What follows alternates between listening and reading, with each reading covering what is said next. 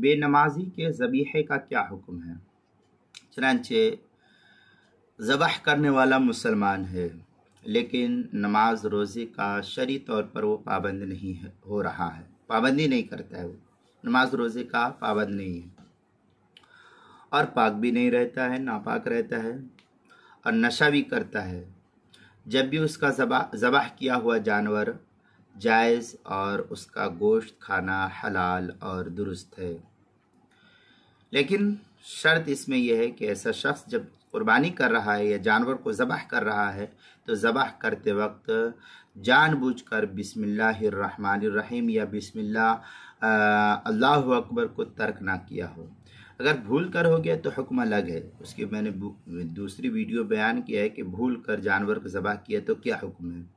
تو اگر جان بوجھ کر اس نے بسم اللہ کو چھوڑا ہے تب تو یہ جانور حلال نہیں رہے گا، حرام ہو جائے گا۔ اگر بھول کر ہو گیا ہے تو پھر گنجائش ہے اس کی۔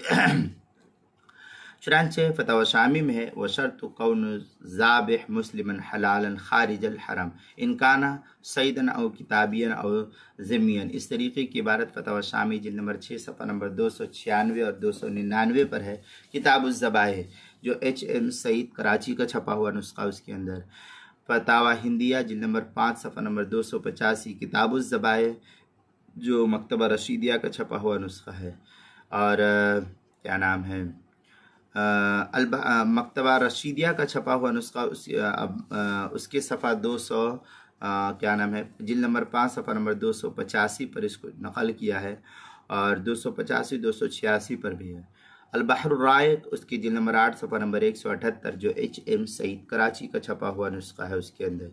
اسی طریقے سے قربانی کے مسائل کا انسائکلوپیڈیا حروف تہجیب با عنوان ہے بے نمازی کا ذبیحہ، صفحہ 44 پر بھی اس کو نقل کیا گیا، وہاں دیکھ سکتے ہیں۔